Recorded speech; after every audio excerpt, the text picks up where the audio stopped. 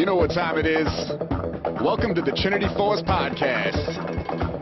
Ran Hurt, resident AP, plays mid and his eyes are shady. Got a syndrome, can't nerf it. You can find him in the chat, type of worth it. And that's Hornet, sucking ill hell. Thought it was going up, once again it fell. Never spent a single dime alone, and if you step into his jungle, expect a brawl. Auslander, math specialist, he's precise, doesn't tolerate estimates. The man's addicted by every hero, you can tell cause his bank account's stuck at zero. And last but not least, your host Pornophobia, picks an 80 carry, and he's on ya. He's got the full mount, ground and pound, don't get excited, it's not as sexy as it sounds. That's your whole team, enjoy the podcast, put your headphones on, we'll have a blast. We're checking email and Twitter, of course, just don't ask us how four guys make a Triforce.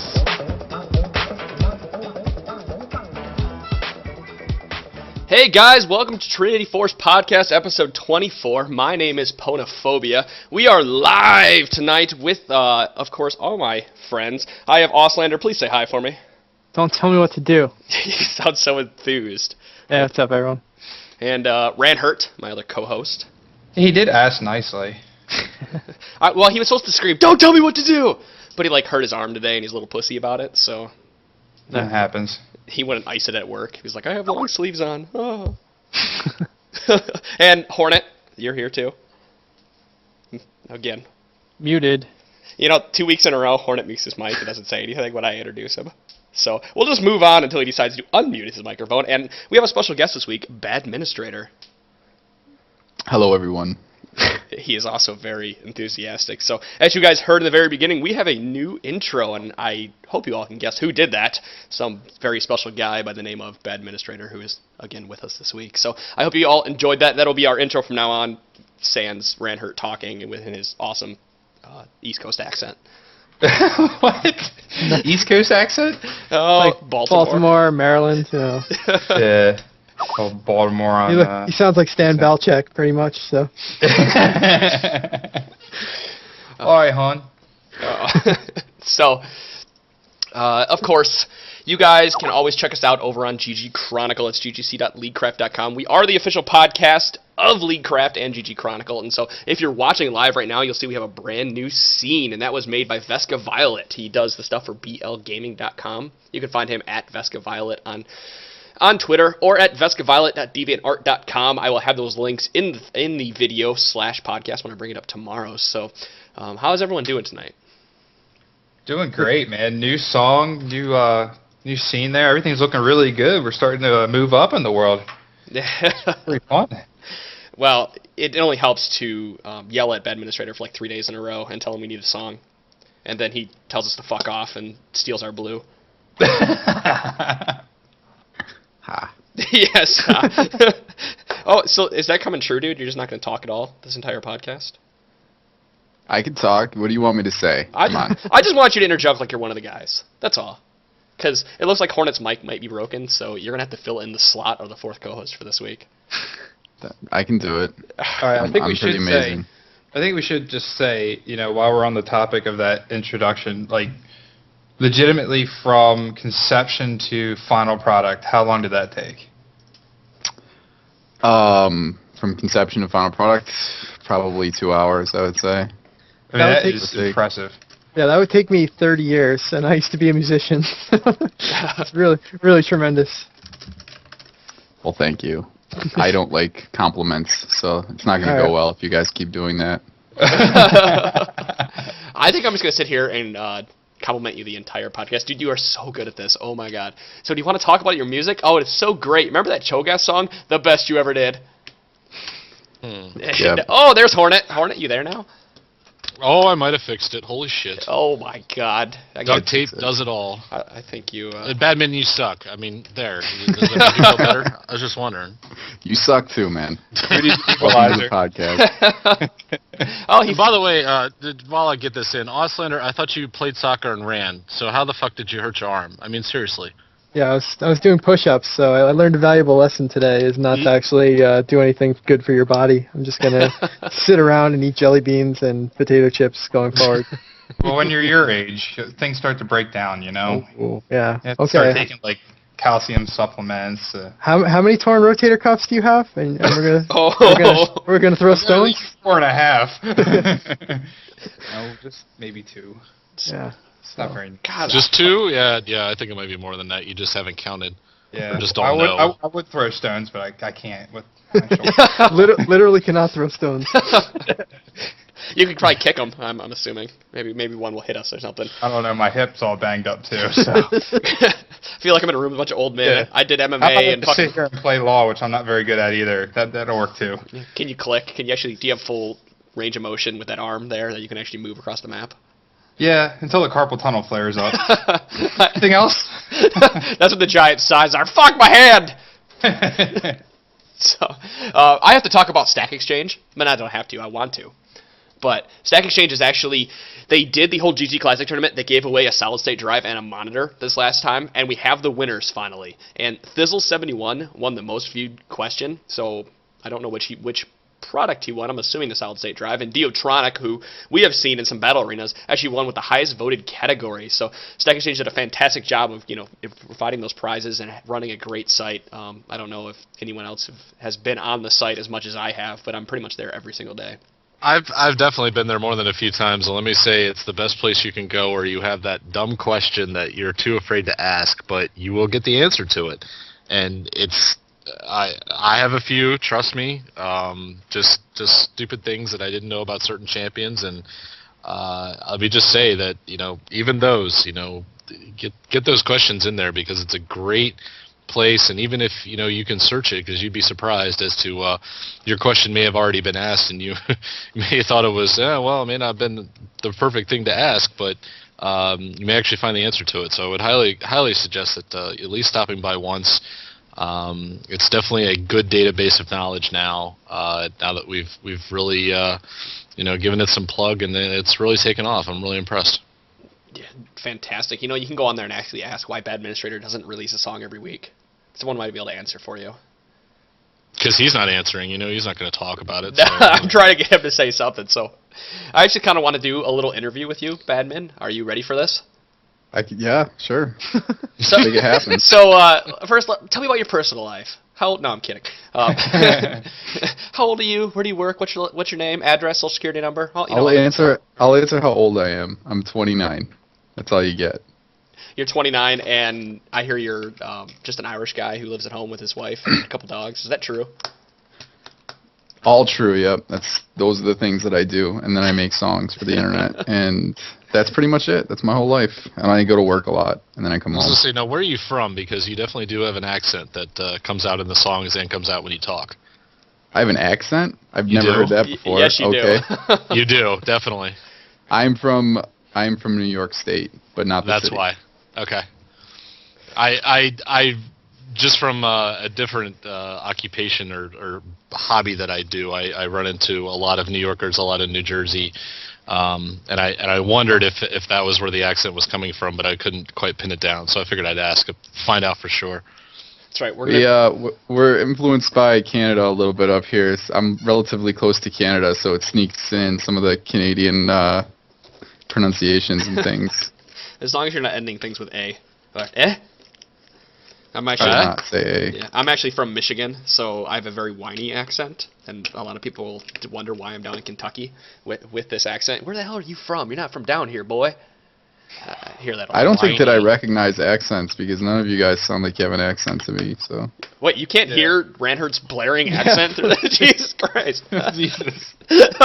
are you guys being serious or are you trolling me? 'Cause honestly, I think they're hear trolling no me, to be accents. honest with you. Yeah. Oh, okay. No. I don't know. Like I actually grew up 70 miles south of Philadelphia in Maryland, and I went to school in Philly. And when I was up there, some of the guys in the dorm that were from Philly were actually telling me that I had a southern accent. I was like, what are you talking about? I've never heard that, and I'm 70 miles south of here. It takes me an hour and a half to get to school. What the hell? It's interesting, but I guess it doesn't take long to get to an accent. I don't know. I have to say, whiny accent never applied better to Pwn now that I think about it. Yeah, see, perfect. I Just whine, saying. Ranhert sighs. It's just what we do. It's Yeah, part of what my happens. personality. It also explains why you're drunk, but we'll get not on the right Kentucky things, obviously. Not off a boxed wine, no. Yeah, they don't You said it was a boxed wine. bottle. It was a bottle. If it's box wine, I'm going to start calling you St. Vicious Jr. No, God, please no. I don't want to be lumped in the same category as him ever. Ranzia's finest. Well, you know, even if it's bottled, I could be drinking some like Boone's Farm or some other $3 bottle of wine. I could be. I'm a cheap drunk. Just take me out a date. Give me a cheap thing of Boone's Farm. I'm good to go, guys. If I ever see Arbor Mist in your hand, I might come down and shoot I was you. going to say, we need to contact Arbor Mist and get them to sponsor the podcast. Oh. Yeah, really. No, who was it? Oscillator wanted me to drink Zima today. Oh, God. Does that even still exist? I probably not, but that was more his speed, I thought. The whiny speed, is that what you're saying? Oh, Jesus Christ. Badministrator, you a drinker at all? I'm not. No, I don't really drink. No, just at parties. Just And I just drink at parties, and I only really drink hard liquor. So. Oh, I think you and Ranhert would get along just fine. Dude, what? Nah, he seems like a Yeah. dick, honestly. Ranhert's as big as a lush as I am. He just can't drink as heavily now because of too many years of partying. Yeah, it's still pretty heavy, though. Mine not heavy. It's still pretty heavy. But that's okay. No, I don't want you to feel uncomfortable, dude. We definitely dog on each other the entire time here, so don't take anything we say personally.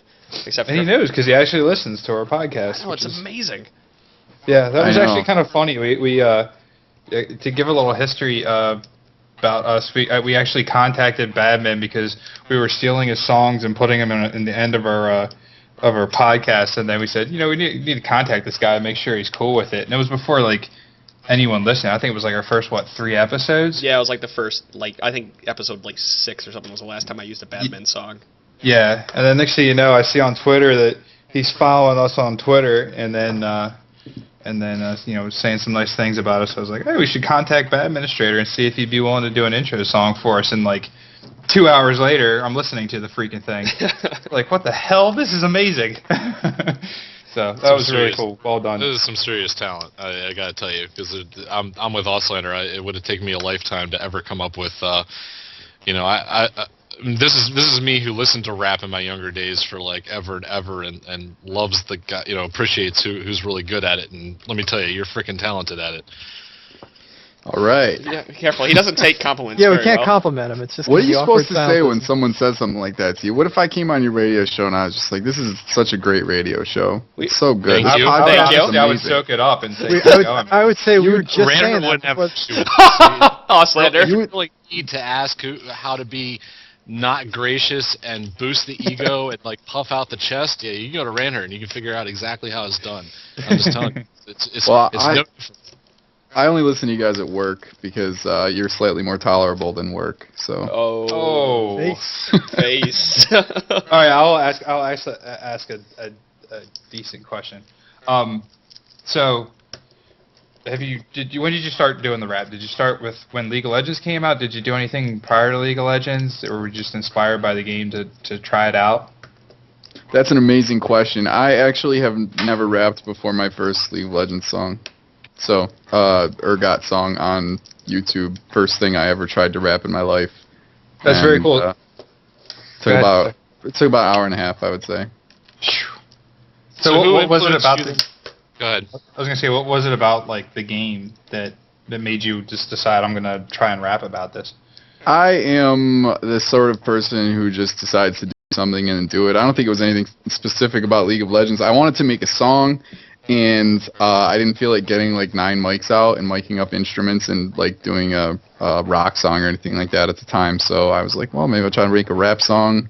And I found it's funny. I mean, I've written this story on YouTube before, but the beat from the Urgot song is something that I had heard a bunch of times when I worked at Best Buy with a kid who just listened to that song, the song that the beat is from, like 24 hours a day, all day, every day. So it was like the only rap song that I knew because I don't listen to rap at all. All the rap songs I know are from before 1995 or things that I randomly heard at that point. So I was like, I'll just take this beat and make a song out of it, and it was pretty cool. It's good This times. eliminated like half my questions. I was gonna ask like who influenced you, which rapper, and it's like House of Pain maybe. I can't even think of one before 1995 at the moment. No, Vanilla no, Ice. the only rap songs that I know the lyrics to are probably Dr. Dre songs from like The Chronic when that was really big when I was a kid, and I know Regulate, obviously, and let's see. No Ice Cube? You don't want a gangster rap? Ice Ice Cube? I probably could. Well, I know it was a good day. I parodied that one. Yeah, right. Yeah, I know that one. But no, like as soon as like I would say as soon as I turned 13, I probably never heard another rap song until like last year. Wow. I actually think it's kind of nice because it's like when you listen to his songs or Bad Administrator songs, it's like they all seem like new. There's no like I'm trying to make it sound like this song or even if the beats are reused, which I can't tell that many of them are, if any, that it's still new. It's completely fresh and it's not like a straight League of Legends parody, which I think there is room for that, and there's some entertaining ones out there, but that's really hard to keep up with. And the fact that you're putting out, fresh new content and songs is really cool. It's definitely enjoyable to listen to, and everyone that's listening here should just go ahead and subscribe to his YouTube page because he does put out songs fairly often, including one that's going to be released tonight. Ooh, little teaser. Yeah, well, I'm actually going to release it until the weekend. But you guys are going to put it on the podcast at the end, I heard, so people can hear it, I guess, tonight or hear it tomorrow when you actually post the show. On the topic of the beats and things like that, I actually do sample pretty much all of the beats from real songs or use a karaoke version or whatever, but the reason that some of them don't sound like the songs that they come from is because most of the time I've never actually heard the real song before I record, because I kind of just look online for beats and things that I like, and I would say that probably 80% of my songs I never listened to the real song until after I was done making my version. So in the strictest sense, I would say that they're not parodies, which probably makes them completely illegal. But they are about League of Legends, so they are kind of parodies. I don't know. I don't make any money off of any of the songs that I make, so I don't think that it's that big of a deal. But obviously, if somebody asked me to take something down, I would. Now, tell me which characters, like, what give you influence. Like, for instance, your first one was Urgot, but then I know you've done others where, it seems that you've taken, gameplay things or things that you've seen or things that you've actually particularly done, and I'm kind of curious as to what's influenced you for certain characters, as to which ones you've really enjoyed and what really inspired you to do it. Unfortunately for me, I only play a very small amount of champions. I own most of them because I've played so much. I just have so much IP that I just buy champions all the time. But like for instance, every top lane champion that I've ever made a song about, I pretty much have never played, maybe once on some of them. I don't play top lane at all, so all the bruisers, Renekton and Nasus and Aurelia and like all of them, I just never played them before. So everything in the songs is just me talking out of my ass. The reason the Renekton Nasus song is all about lore is because I literally don't even know how to play them. I mean, I kind of know what they do from seeing them in game, but I wouldn't know like what to say about them, or like I wouldn't be able to put myself in the shoes of somebody playing as them, which is how I write my songs, first person view, like I am Nasus, here I go, But the lore was a lot more straightforward. As far as you could tell which champs I play because they're my first songs. So I played in Season 1 when I was ranking up and I was playing ranked games. I played Urgot and I played Xin and I played Lux and I played Singed. And you can look at my songs and see those are the champions I was doing songs about. I ran out of champions that I actually play a really long time ago. And Ryze is the champion I play the most now, so I did a song for him recently, and Cassiopeia, but pretty much every other song is champions that I don't really know very much about and how to play. And the only song I really wrote from the perspective of playing poorly is Annie, because I did try to play Annie for a few days, and I was so horrific that I actually wrote a song. I wrote a song from Annie to me about how bad I was at Annie. I don't know if you guys have heard that one, but that's what that song is. That's the motivation behind that song. It's a song about how terrible I am at Annie. It's what I imagine her saying to me as I play. Funny. That's hilarious. Love that. Sorry. I expected Hornet to continue to going on with that because it sounded like you just had 100 questions to go. No, I was participating as normal and trying to engage. No. You were saying, "Oh man, I had so many questions," and they killed it. I guess I should have went. Yeah, I killed them. I took them all with one question, apparently. No, that's awesome. So, if you don't mind sticking around, I think we're going to run into actually some, test your game knowledge here. How's that, Badman? That's fine. I'm definitely better than you guys. So. Oh wow, the ego on this guy. Well done. guys There's the said, Reinhardt syndrome coming out. You guys said that, yeah, you were not made of glass, so I'm going to destroy you. Well, some of us are. I don't take them very well. I'm probably going to go cry after this and drink some more boxed wine. So. No, we're not. We're going to go play. Yeah, you're right. So actually, Cody is a very avid listener, and he sent in a voicemail. However, I don't have it queued up. But he did ask us, where do you guys see League of Legends going, and what kind of changes would you like to see made? And if any of you guys want to take the floor with that one, go for it. Does the guest want to take it first? Or, Auslander, please. Yeah, well, mine's easy. I mean, I would like actually less changes made. I wish, it's been nice the last couple of weeks that the patches have been kind of delayed. So you have a little more time to play with the build, and that's like the change I wish they would do. I mean, I know obviously it's a business and they're trying to make money, so they have to keep pumping out, new champs and whatnot. But it would be nice to just have a month or two stretch where we were all playing on the same build, and things were countered naturally as opposed to steal a Badministrator song, like just nerfing Aurelia instead of maybe somebody just figuring it out. Granted, she's been a problem for a while, or at least a strong champion for a while. But it would be nice, just have a nice long stretch, which I don't foresee coming. But that's where I would like to see it go, where kind of gameplay develops over a period of a few months, as opposed to like every 2 weeks, everything kind of gets turned upside down. Yeah, I kind of have to agree. I mean, it's one of those things where we see the new champs, and the new champs are great, and they generate revenue for Riot, and they're fun to play and try out and things. And obviously, a new champ that comes out is probably going to have balance issues of some sort, unless they really nail down all the testing and the design of the champion. So, there's obviously going to be some issues and tweaks that are going to be needed for new champs, either buffs or nerfs, unless they really, like I said, did their homework and got it perfect right off the bat.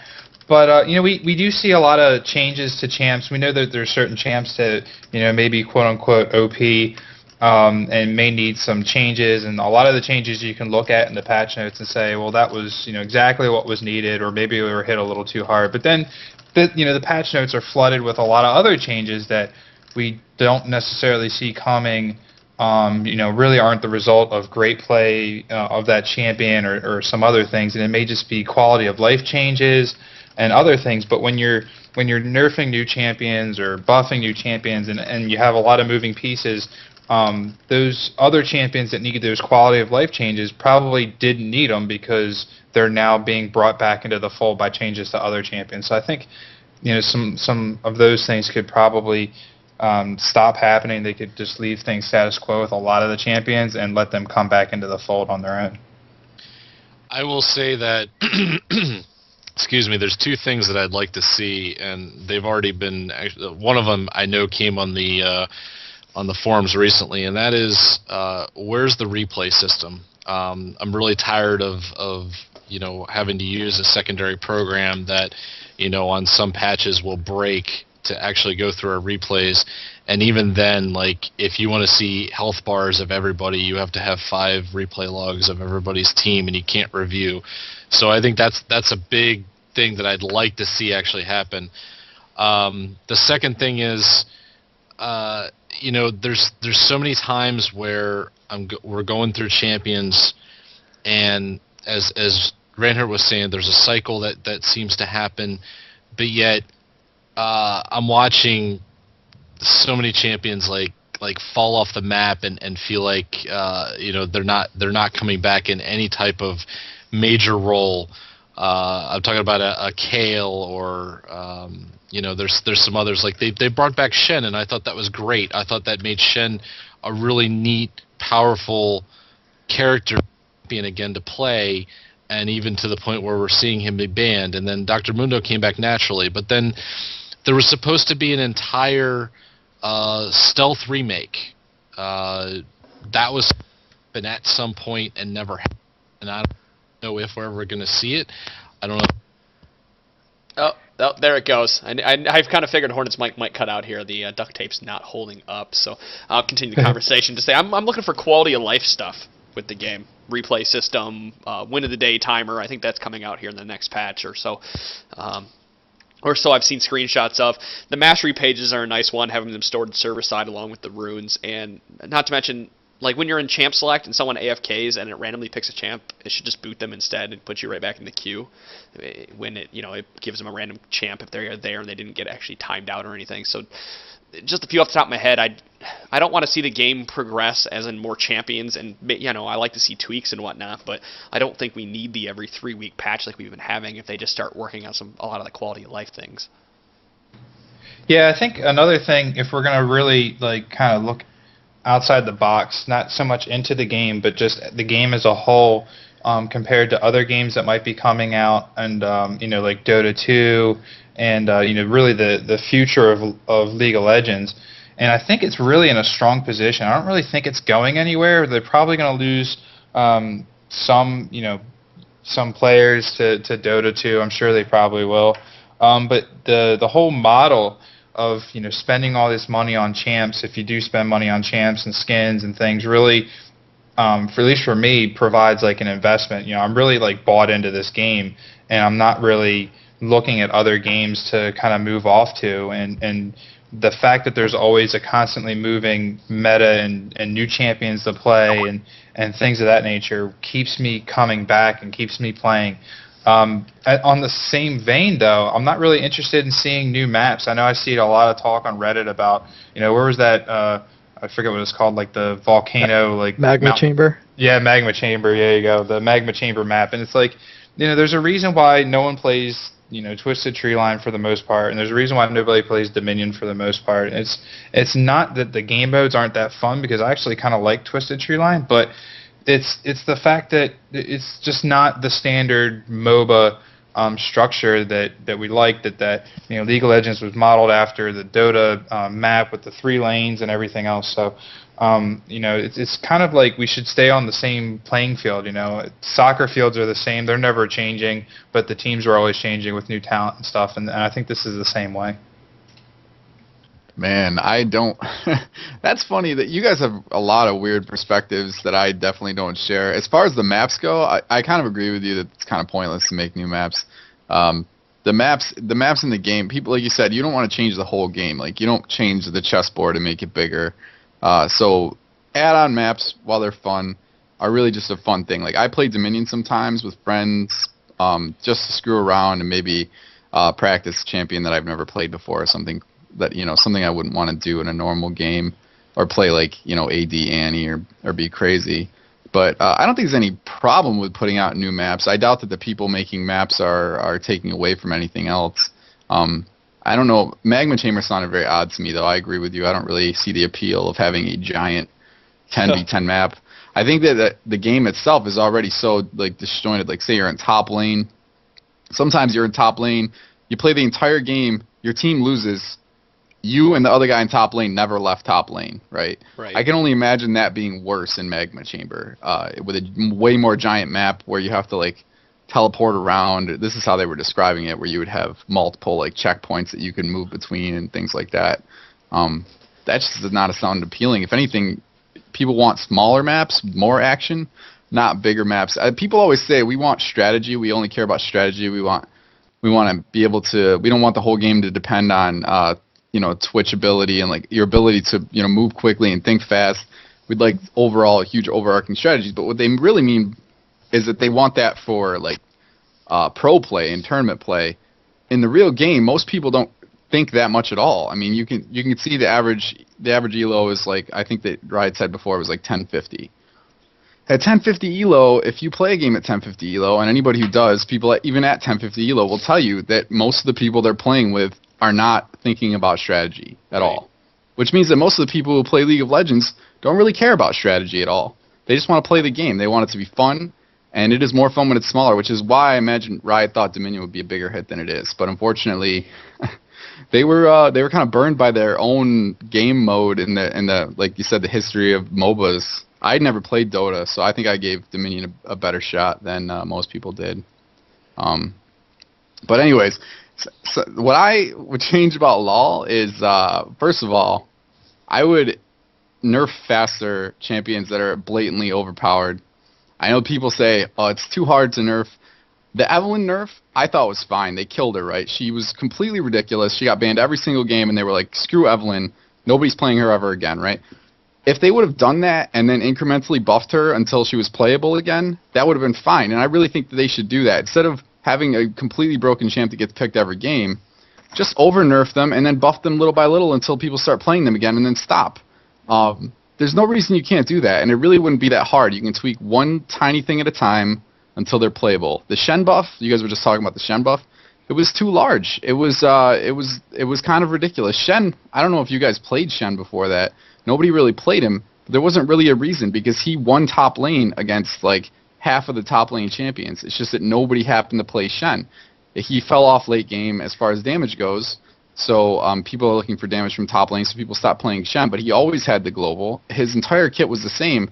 They just buffed everything, and he became an unstoppable killing machine for like 2 weeks until they nerfed him a little bit. But he's still kind of ridiculous, and you still kind of have to ban him, like if you're playing against somebody who can play him. So I don't really like the giant buff small nerf. I prefer the giant nerf small buffs, and they don't do that enough, I don't think. Like Vlad, well, first of all, there's champions in the game that can't be fixed, and Vlad's one of them. You either make him unplayable or you make him overpowered ridiculous, and that's just how he is. They need to stop making champs like that. People with untargetable abilities, Fizz, Vlad, people who leave the map in any kind of realistic way, like who can lose aggro from the tower. Losing aggro from the tower is like the worst mechanic in the game. You shouldn't be able to go into tower and start getting hit and drop aggro without leaving tower range and then just stand there. That's probably that's my biggest pet peeve, I think, in the entire game. Champs that do that. That's pretty much it. Yeah, I would definitely change losing tower aggro, abilities that lose tower aggro or phase you out of the map for a short period of time. I think the problem with that, though, is a lot of people want those champions that have these crazy, abilities. Is it Zephyrius? I think that's how you say his name. He designed Fizz, he's designed Nautilus, and he may even design Vlad, if I remember correctly. And he's the one who always has these crazy champions that just, do the things that you don't see any of the other champions do, or they pick up skills from other champions. And at that point, people love him because these champions are so crazy. But like you said, how do you balance those when it comes to the major the overarching game? It's really not so much as balancing, but I'm sorry. It's how do you release a new champ that has a unique play style and ability set without, making them completely overpowered just by abilities alone. We see a lot of champs that come out with like tons of hard CC or ridiculous escape mechanisms that older champs never really had, and it's almost that they came out that way because they were running out of things to do. With all these champs that we have, it's hard to really make unique champions. And I think that's kind of the trap that they're falling into, is that they're feeling the need to keep releasing new champs to bring in revenue, but they're running out of ideas, and so they're just building upon some of the other kits that are out there, or making completely new kits a la Fizz that are just kind of broken, or they're just in the right hands broken. Yeah, so I didn't mean to cut you off, dude. That's all right. Not even as much broken, though, as it is anti-fun to play against Fizz. You can beat Fizz because he's melee, but he's burst damage. So the thing about it is if he gets one kill early, you lose the lane. You have to have the jungle babysit you. And Fizz, if you're below 3/4 health, can kill you in your own tower if he lands his ultimate, which is just absurd. And it's the same thing with Vlad. If he gets a little bit of a lead on you, and it's only compounded by the fact that he's unkillable. But you guys are saying they want those champs that are fun. They want the champs that do crazy stuff. I think Akali is a really good example of a champion that does crazy things. It jumps all over the map. That's just absurd, has really high damage, but is balanced because of the fact that while she goes invisible, you could have oracles. You could pink ward her. You can walk away until she shows up again. You can do things that counter that. Whereas, Vlad, if Vlad gets his Zonias, now he's untargetable for like 4 seconds straight in a team fight while his ult is on and everybody's doing extra damage to you. And that's just, I don't know, that's just it seems a little bit unfair when you're playing against Vlad. A lot of the pros, even though Vlad doesn't do he doesn't do a crazy amount of damage. He does do a lot of damage end game, and the pros don't like him because he comes in, he hits you with R, he Qs somebody, he pulls. If you focus him, he Zonias. He comes out of Zonias and he hits you again. By the time that, in 4 seconds, in a realistic game where everybody is really good at the game and is organized, in 4 seconds, the team fight is pretty much over. So Vlad gets all of his burst off and can't be hit for the amount of time that it takes the team fight to pretty much end if he doesn't want to be. So he requires you to focus him, but he can't be focused at the same time. And that's why, for instance, TSM ran him in the finals, and Dyrus completely destroyed the game, because all you have to do is stay even with Vlad, and then he's better than like every other champ in the game end game, just because of that. You can't stop him from doing what he wants to do. And I don't know, I think that what you said about Riot is true. They want to make champs that are unique. I just think that they do that by putting in things that they think people will like and want to buy that are maybe a little bit too ridiculous. I think Orianna is a really good example, another good example of a champion that's unique but isn't necessarily overpowered just in a theoretical way. You can imagine Orianna being in a good place, but I just can't even imagine Vlad being viable but not overpowered. I can't even think of a way to do it, honestly. And that's why people say, well, what would you do? And you draw a blank, You can do the same thing with Fizz. If he has enough damage to kill you with his abilities, then he's overpowered, because he always is going to have the ability to drop tower aggro. So if you take away his damage, then he can't do anything. If you leave it in, he tower dives you from full health at like level 6, and you're screwed. Well, in that, let's just stick to Fizz here. Or, well, we can do Vladimir, too, as they are untargetable. By the way, Hornet, your mic is working now. Just letting you know that you did fix it. Nice. Okay. So, going with it, what if you just made the change that you make Fizz and Vlad so they can still get hit by the tower, even though that they use their Playful Trickster or Pool or whatever, but they can't get hit by like global ults like Karthus or something. Now, in your opinion, do you think that would make them more balanced when it comes to early game and laning phase? In fact, I think it would make them completely useless, and I wouldn't even go that far. Honestly, if it was up to me, I would say that they continue getting shot at by the tower, but not getting hit while they're in the move, but they don't drop aggro, so the tower does not re-aggro on minions. The biggest problem with Vlad is he comes out of pool, and then he gets to hit you again before the tower even shoots at him. So if he does it right as a tower shot comes out, he has another full second until the tower shoots again, because the tower, it has a specific attack speed. And if he does it at the right timing, he can hit you with Q and auto you, and not even take tower damage, and then just walk out. And it's just you can get comboed with 4 spells under the tower, and he takes no tower shots. And it's because of the fact that he doesn't just not get hit, he drops aggro. It's the aggro drop that's really the problem. Okay. Now, that's definitely a way I think, that would fix him well. Unfortunately, I'm not someone that can sit there and really, it's very hard for me to look at it from an objective standpoint when it comes to those champions, because I don't play them often enough. I just see what they can do. And it just from here, I'm thinking, what if you did this, and then someone else can come back in those points, and I'm sure that's what happens in the Riot studios. I know they had talked about some of the old champions they were going to bring out, but they weren't unique enough, or they didn't do something correct enough. They could have buffed them to do a ton of damage, but then you get to the point where they're just too overpowered. So champion design and something, it seems like a very tricky process, and something I want to know more about. And we're actually, Trinity Force is going to find more about it here in the next couple of weeks to tease another interview we're going to be doing. The one thing I do want to say, Dyrus was completely countered in I believe it was the first game of CLG TSM. He was destroyed as Vladimir, and I was trying to remember the exact matchup, but I think it was he matched up against Hotshot GG, who was on Cho'Gath. But then the other thought of it was when Team Solo Mid played Dignitas in the winners final, and the first 2 games you noticed that Dignitas banned Vladimir and then allowed Dyrus to have Vladimir. But the thing was that Voyboy was dominating that lane in the first 2 games. The third game, I thought he was actually going to dominate Vladimir because Dyrus actually got Vladimir in the third game. I thought he was going to dominate him, but they ended up changing it where he got ganked a ton, or where Voyboy was constantly being ganked by both Odd One and Reginald from center.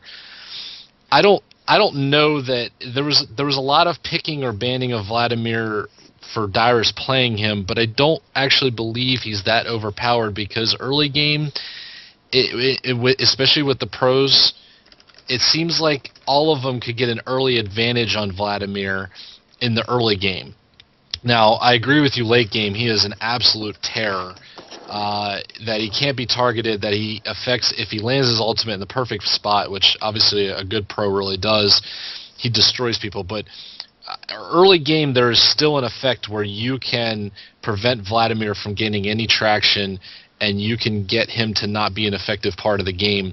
He does become really tanky, he does deal a lot of damage, and I agree with you that, at certain points it feels like that pool should be, minimized with the amount of time that it's under, that he is untargetable. But at the same time, the more that I'm coming to think about it, he still can be countered early game. Well, he doesn't win against hardly anyone early game. So you're really talking about Vladimir's potential to kill people and do anything in lane, probably from level 9 on, against anybody decent. And obviously you can focus a lane with you can bring your jungler up and screw somebody over if you feel like it. You can camp them all day. But demanding that much attention is just another way for the other team to get a lead, and you can sit up there and kill him over and over, but every time you're on the map as the jungler, especially top, if you're, say you're the blue side and you're at the top, or anybody who's at the top trying to shut down Vlad, really, as soon as you get seen top, if you're up there long enough, you have to camp up there, you're going to get the dragon stolen from you. One ward counters any gank top also, basically. Especially, well, depending on what side of the map you're on, it's a little bit different. But blue side, one ward generally counters. You can't really go through tower at early levels to gank. So, it's just, I don't know. I would say that making somebody come up to shut you down is kind of winning the battle top. You don't want to have to get a lot of ganks as top to win.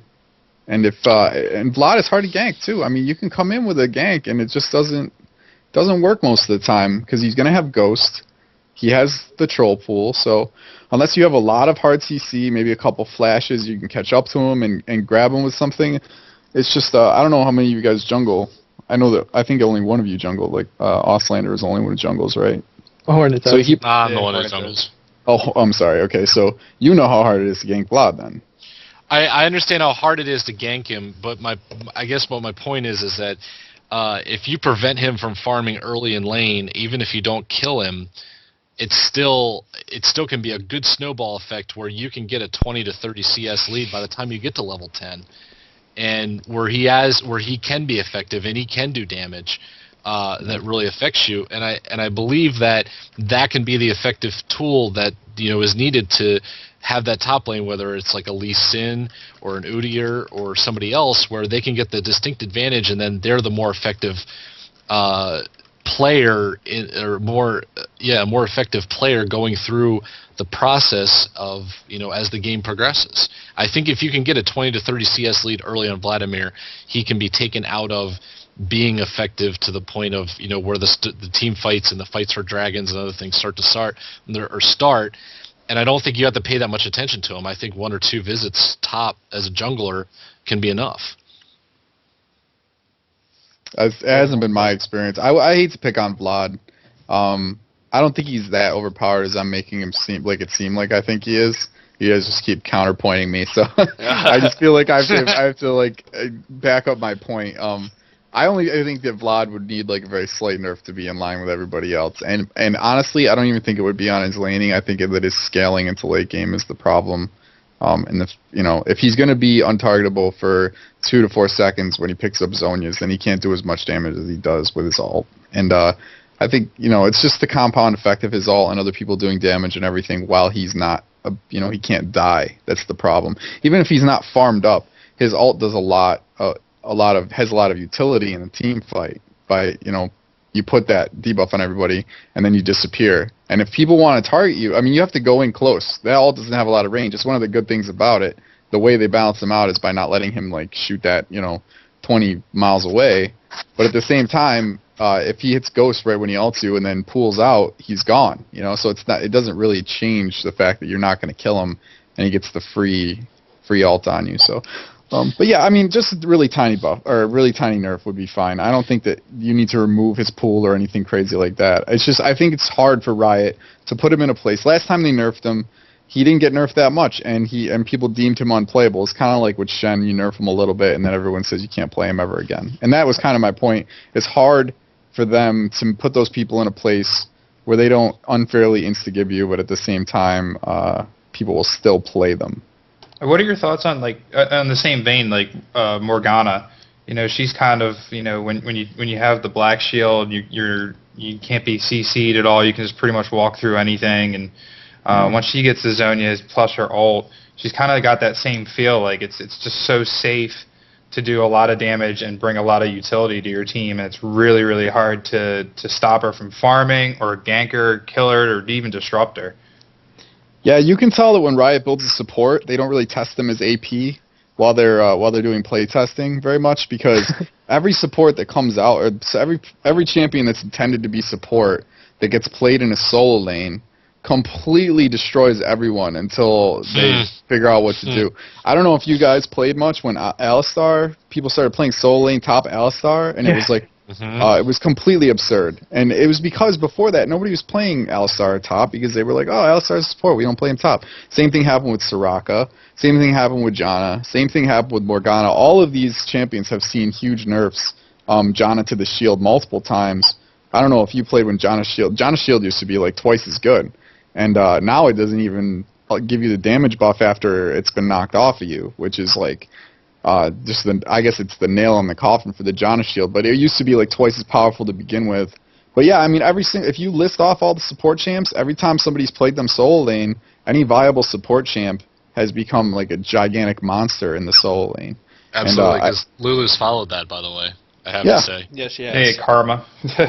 Yeah. Karma's only the funny thing is Karma's a support, right? But you can really only play her in the solo lane in a viable sort of way. I mean, you might not agree. Like, you can play Karma in low elo wherever you play anybody you want, wherever you want, but solo lane is the only place where she really shines because she needs the AP, and when she has it, you really can't die as Karma when you have a lot of AP. So, yeah, I think that as far as the supports go and mid goes, it's the same thing every single time, and it's the same thing with Lulu. They just they put them all bottom and test them out down there, and they don't realize how crazy their abilities are going to be when they put them mid. I think most of that's got to be due to they're trying to scale their skills such that they aren't really leveling up that great, and they're not really affording all the great items and things that they're not going to get because they're support and not CSing as much. I guess they're probably taking all the gold per 10 and gold per 5 and stuff into consideration, but I mean, so it kind of makes sense that they would think of it that way, but I don't know how you make a champion that you're intending to be a support, and so therefore scales a little bit faster than many of the other champions, but then if they scale faster than other champions, then they're going to scale really great in a mid lane or in a solo lane. Yeah, I think Janna's actually the best example of how they did a pretty good job in the long run. She used to be pretty crazy, but they put her in a good place, and the reason she can play support even without gold and not really high ratios is the CC that she has, and that's what supports should have. They should have a lot of CC spells, but not have crazy scaling. And that's what they did to Alistar too. They kept nerfing and scaling until he was to the point where he couldn't be an insanely dominant solo lane, but he still has multiple CC spells. And CC doesn't always have to be the same. Like, you don't need to have a knock up and a knockback. It doesn't have to be the same for everybody. They actually have. There's a lot of CCs that could exist that don't exist in the game. Things that you would see in other games that you guys probably could imagine. Some stuff. Like Morgana's Black Shield only exists in one incarnation. Nobody else has anything like the Black Shield. And in a game where you're making different incarnations of pretty much the same 5 champion types over and over and over, they could experiment probably with giving somebody another shield that does a combination, like magic block, something else has a buff on it or something. I'm just saying, like, the way you do it is by not giving them crazy scaling, by providing utility to the team, because that's what people want in supports anyway. That's why you see so much Alistar, you see so much Janna. Janna completely dominates in the tournament without high scaling because of her ability to move the team around, and it takes really good team play, and it doesn't seem overpowered even though she's making a huge impact. Yeah, just that 3% from her passive for global is huge for anybody. I mean, it's a lot of times it's the difference between having boots and not having boots. And I know a lot of times when I'm playing Jen, I actually forget to buy boots because of that passive at her W. Yeah. I'm moving so quickly. But no, you keep talking about how much they've nerfed him into the ground. I'm wondering if they're going to kind of do the same thing with Lulu, because I like her so much. Because her Whimsy, if I remember correctly, is the one that turns them into a squirrel or a pig or whatever. And it's a different kind of CC, because you can CC the 80 carry and they can still move around. Now, I have read some things about right now wanting to put like sleep in there, sleep in the game instead of a stun, because I feel like it's in one of those, if you like World of Warcraft, people would stun lock with a rogue, for example, and people find that anti-fun because they can't move their character for a long period of time. And I think they feel the same way about sleep. It's just an anti-fun mechanic. And so I wonder if that's stopping them from doing a lot of those things that you're talking about. Maybe a Go ahead. What's the functional difference between like a Taric stun and what sleep would do? I think sleep would actually stop affecting them after they get attacked, if I'm not mistaken. Yeah, I think that's the only difference between sleep and stun. Okay. So it's not even as bad as a stun. It's kind of like if when Graves puts you in his deal and you're just kind of standing there, you can't do anything until you walk out of it. Yeah, pretty much. Or you get hit by something. Or you get hit by someone, right? And then you can see them again. Yeah. Right. And it's just, I don't know, the mechanics like that, even people find stuns as anti-fun, and that's why you have to have stun scaling, with them, so people aren't perma-stunned or anything, but I'm sure they have to do the same if they did sleep. So thinking about other mechanics, like say if you had a black shield that returned damage and blocked magic, people might find that, once again, anti-fun, and that turns people off. Because like you said, 1,000 elo, I've definitely played down there before, and everyone's there to just play for themselves and do what they want. No one's going for global objectives, no one cares, so they're trying to pick the champions that are going to carry themselves the hardest. If they win their lane, they're happy. Yeah, damage reflection is underused too. That's actually a good point. But you're right. I mean, the thing is, there's enough champions now that they can put out new champions with interesting abilities that high elo players can use, and they can be completely ignored at low elo, and it's not a big deal. I mean, I realize that they're going for sales. I think people buy the champion based on looks mostly when it first comes out anyway. I don't think it would affect sales that much if the skill set was a little bit strange or hard to learn. It certainly didn't when, there's been champions that have come out that were hard to play that, that still did well. I'd still say Orianna is one of those champions that's, even through all the nerfs, is still hard to play because you have to control the ball. And where it goes, she's a higher skilled cap champion than like Morgana, for example, which is just a pool and a root. It's funny that you bring up Orianna because when she first came out, everybody thought Orianna was actually pretty bad. Right. Nobody played her for a really long time, and I remember, that she actually got nerfed pretty hard right after people figured out that she was really good, and it was because I think Big Fat Gigi on one of his Smurfs went like 27-1 on her and got the Smurf like to first page on the chart. Just basically playing Orianna over and over and over. And everybody saw him doing that and was like, wow. And then you saw Orianna's all over, and they immediately nerfed her. And the range nerf on Orianna was a little bit, I think, was unfair, because when you have such a hard mechanic to land, like the ball, I don't know. It just seems like you should have a little bit of extra range to deal with that. But she's a pain to lane against in all incarnations, too, because the ball just kind of sits on you or on your side and just is menacing, Right. It reminds me of like Jarvan. If you just, a lot of times, especially lower games, if you just drop the standard in the middle of the wave, no one wants to come near it because they don't really know how he works. A lot of people don't. But it's like those underplayed champions that are they can still be good, but when people don't know how they work, they are very skittish around it, and it gives you that advantage. And I guess that's something that if people are looking for elo, you can definitely play those type of champions. Learn how to master the champions that aren't played that often, but are still considered decent. I still remember to this day one of the matches that I remember seeing where Orianna, it was a major IEM match, and Orianna was picked and literally by herself kept an entire team from being able to do Baron. And that was because she had the range from anywhere to throw her ball around and kept poking and doing damage and poking and doing damage. And it was, I really think, because the range nerf came out almost immediately after that happened, and I was like, you could see it coming because of how much control she had, both in her range from her ball, giving her vision in certain spots, but also being able to just do damage in such a wide area that it was almost like it was coming. So, this talk, it's been going on for quite a while, and we have a few minutes left in the podcast. I wanted to try to get one more topic in here really quick, and I want Ranhert to read through this, because this email has been sitting here for about a month. All right, so email says, hey, Trinity Force team, huge fan of the show. Had a quick question concerning defensive stats in the game, like health, armor, and magic resist. And he says, unlike Ranhert, who can build 6 death caps, tower dive, and hope that his flash is up all while carrying his team, the rest of us mortals need to build some sort of defense against opposing players. I was wondering if you consistently build any particular defensive items throughout your games independent of the opposing team's comp. Also, do you feel one of these 3 stats is stronger currently? Thanks for the insight and great shows. Sincerely, Orange Lion. I guess I'll start off. Orange Lion, thanks for all the talk. I rarely get 6 death caps, but I always tower dive and hope that my flash is up. And rarely while carrying the team, usually losing it for us. But, as far as defensive items are concerned, I really feel like, at least in the mid lane, at least that's what I'll talk about, but a lot of times I find that an early Negatron Cloak really goes a long way.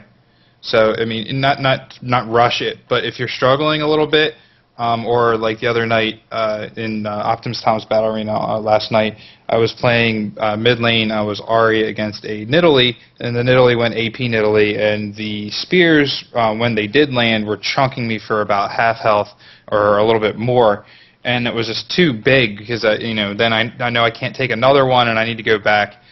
So I bought an early Negatron Cloak, and then eventually did turn that into a Banshee's Veil. I think that goes a long way, especially because the Negatron Cloak can also turn into a Quicksilver Sash, which I think is a highly underrated item. You only see it really at high-level play, and you see it a lot at high-level play. But it's Quicksilver Sash is a really great item also against Morganas or anybody with a really hard CC that's targetable like that you can just get rid of it. Also, if you play Mundo or any champions that rely on health regen, in a very large capacity, using like an ult or another spell, then you can Quicksilver Sash out of ignites or exhausts that could severely hinder your champion in doing damage or surviving and getting away. So those 2 really stand out for me, Quicksilver Sash and Banshee's Veil. I do buy them a lot. I wouldn't say I buy them every game. The nature of playing an AP mid is that if you're ahead by so much, then you want to continue to build damaging items until a certain point you may want to buy a defensive item. But if you're so far ahead of everyone else, then you're going to be doing a lot of damage, and you want to continue to snowball off of that. But for me, those are the 2 defensive items that come to mind for me. Anyone else? I will go with this applies to. I've been playing a lot of jungle. I play a lot of jungle, obviously, but I do play a lot of top lane recently. And every time I see a double AP opposition comp, whether it's a Vladimir Kennen and they're going to build Will of the Ancients, or some other combination where you could see them building Will of the Ancients, especially. I find myself building a Wit's End. This is on a Malphite build or an Udyr build, but I find that Wit's End really, because of the MR to go with the attack speed, really helps me out, especially as an early game item.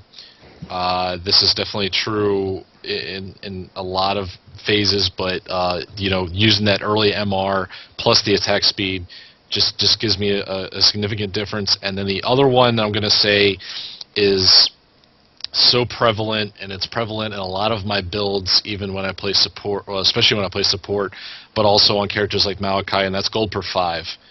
I just think that if you can get a gold per 5 early on a lot of different champions, you get the base stats as it is, but the advantage of how much gold you actually accumulate by the end of the game can be really significant, especially if the game is going to last 40 or 45 minutes. And a lot of lower games do, whereas higher games don't last necessarily. Higher elo games last that long. I will say lower games do, and gold per 5 really can make a difference for you in the end. Yeah, I'm going to join in with the gold per 5 talk. I see a lot of top lanes get dominated, and they try to farm against the top lane or the top champs is dominating them.